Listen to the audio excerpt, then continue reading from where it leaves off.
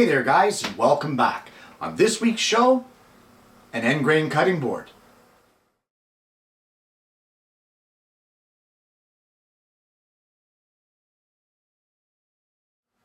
Well, I know that I've done an end grain cutting board here on the show before, but this one's a little different, and it's one that I've wanted to do for quite some time.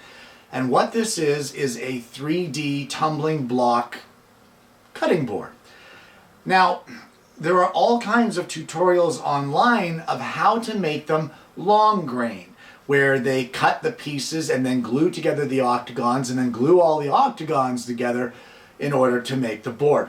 We're not doing that. We're going to do an end grain version of this board today, and it all starts with milling some maple, some walnut, and some cherry.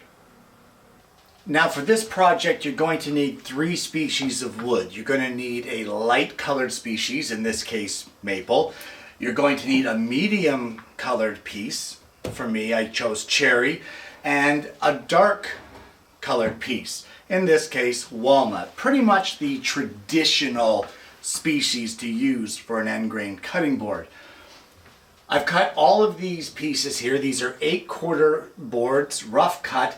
I've cut them all to 24 inches long.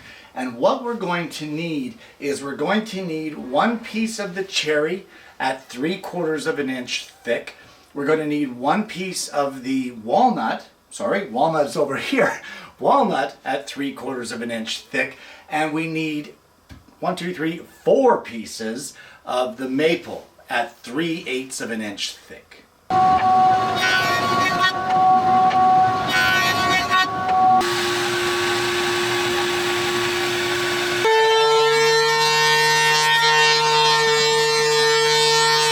So there we have our pieces of stock planed down to their final thicknesses, with the walnut and the cherry being 3/4 of an inch thick, and our pieces of maple, all 4 of them, being 3/8 of an inch thick. Now, you do not have to adhere to these thicknesses. If you want thinner, you can go thinner. If you want thicker, you can go thicker.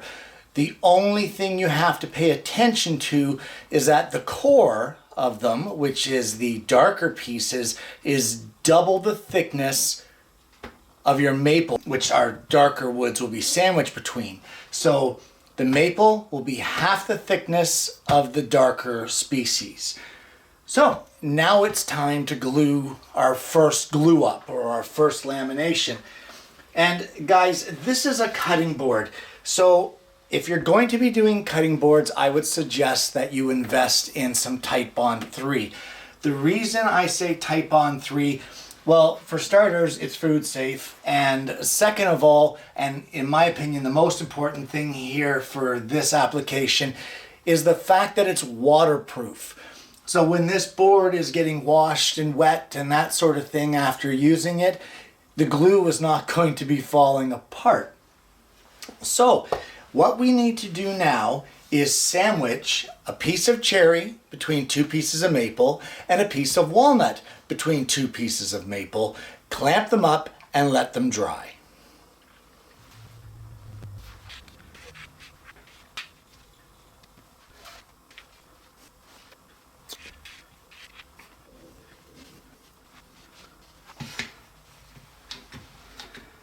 And now that we have the walnut sandwiched between 2 pieces of maple, we will repeat the process in the exact same manner with the piece of cherry.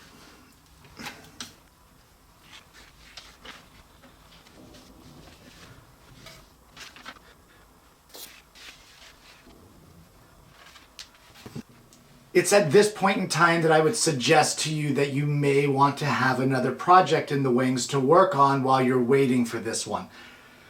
One of the biggest things in end grain cutting boards is the waiting process, and at this point in time, this first glue up, the first of 3, is really all that we can do. There's nothing more we can do with it until tomorrow when the glue is fully dried. So go work on something else and come back to your project in 24 hours.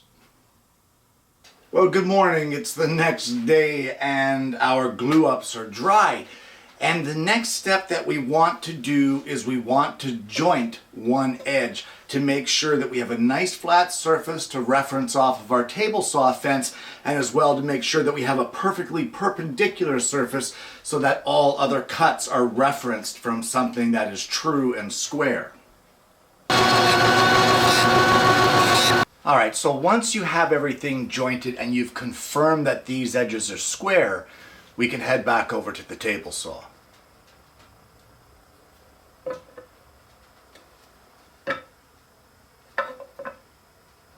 The next thing you want to do is you want to set your table saw blade at a 30-degree angle, and from there we're going to set our fence to trim off the unjointed edge of each of our sandwiches, we'll call them.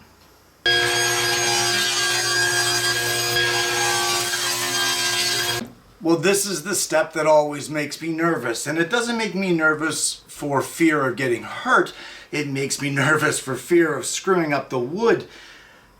We need to cut a bunch of slices off of this board now. We have this bevel here at 30 degrees, and we're going to cut another slice of this at 30 degrees so that it ends up to be 3/4 of an inch thick, which coincidentally is the same thickness of our core that we glued in place. I have this flat board here clamped down to the fence because that sharp edge of the 30-degree likes to go underneath the fence and screw up your cuts. So we're going to cut this until there's nothing left of it with all of our 30-degree slices, 3/4 of an inch thick, and I would suggest that after each slice you check the thickness to make sure that things didn't shift. That way, if something should go horribly wrong, at least you only wasted one piece and you can reset everything and go again without too much loss. So, enough talking. Let's get these two slabs cut up into 3/4 inch thick 30-degree slices.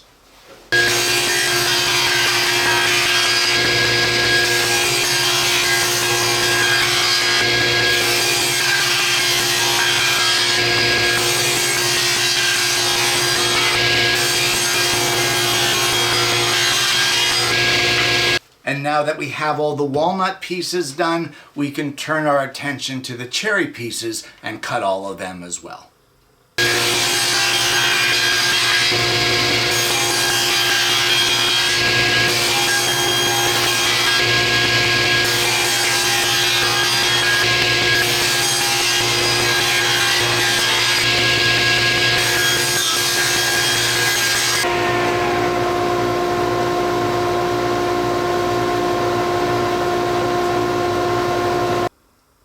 I know. Kenny's got his notepad out. That can't be good. It's never good. Guys, this is what you should have now. You just finished slicing these slices, just like this. And you came out with these that are 3/4 of an inch wide. This here is our darker species of wood. So let me just clarify that for you so that you know what you've got. There you go. There's your darker species of wood. We now need to reset our table saw blade to 90 degrees. And what we're going to do is we're going to take this over to the table saw and set the fence so that the saw blade strikes right there. It needs to take off this section, but leave this section here, making this a perfectly 90-degree corner. You then, once you're done with that, you need to set your fence again so that the blade strikes here, effectively removing this and making a perfectly crisp 90-degree corner here, a sharp point here, a sharp point there. Take your time and set this up properly. If you need to just place your pieces just in ever so slightly into the blade to see if you're striking properly, then do it. But double check your blade, make sure that it's 90 degrees, and once you're happy with that, cut these two corners off of your wedges or sandwiches. I'm going to do one, and I'm going to come back and see you and show you what it is that you're looking for.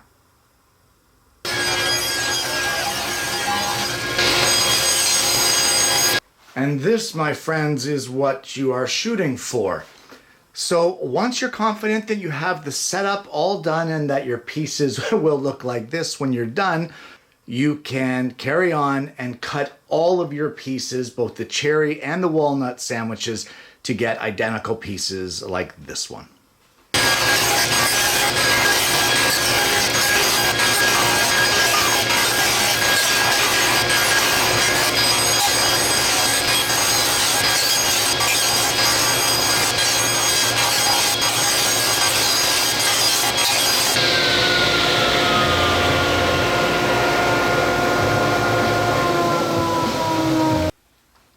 Well, now that you have those pieces cut, we need to do a glue up. So the way that we're going to lay these out, or the way they need to be laid out, I should say, is take a piece of the walnut and place it down. And then you want a piece of cherry next, just like this. And then a piece of walnut, like that. And then a piece of cherry.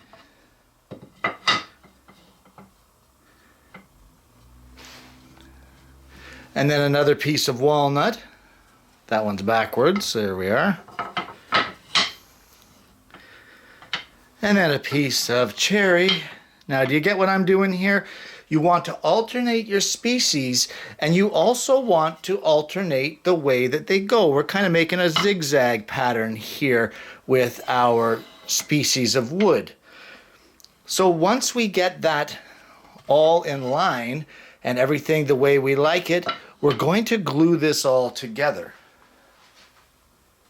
Well, before you go all crazy on me and start gluing this stuff up, there's something you want to consider at this point. What you have here by this glue up is you essentially have the width of your board. This is how wide your board is going to be. And for me, you know what, that's a little heavy. I don't really want a board that large. So I'm going to do this in 2 glue ups, I believe, splitting it right down the center, just like that. And what I will end up with is 2, it looks like 8-inch boards. Well, here's the deal. You don't want a ton of glue on this glue up. You want to try to avoid these pieces sliding as much as you can. You want to try to keep their alignment. So don't go gung-ho on the glue here, guys. Also, if you can, get a helper. These are pretty tough glue ups as far as, you know, not having enough hands goes. So, you know, having someone in the shop to help you through it and to give you that extra set of hands is really, well, it's handy. Yeah, that's why I said it. Yeah, I know. You can go ahead and switch off to somebody else's channel now. That Kenny guy, well, bad humor. Anyway, so a nice, even, thin coat of glue on here. Don't go crazy with it. I'm using a foam brush to spread it around, but you can use a roller if you like. That works too. We'll just spread this all out.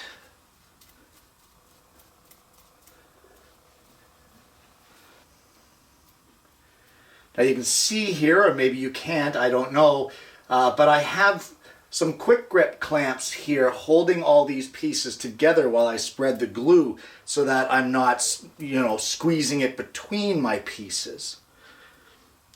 Again, that goes with the extra set of hands. If you haven't got an extra set to help you, well, I'm sure you got some clamps.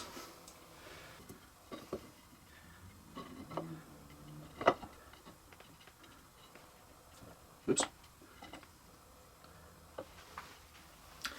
See, I accidentally put too much glue on there. I shouldn't have put glue on that one piece, and I'll have to remove it now before I clamp this up.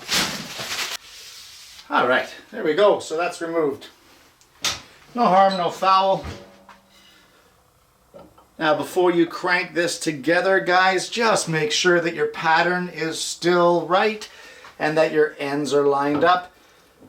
And once you're sure and you're happy with it, well, there's nothing more to do but tighten up your clamps.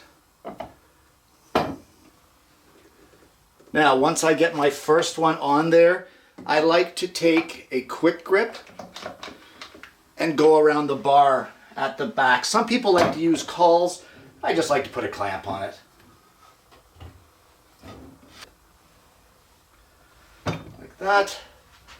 And one more.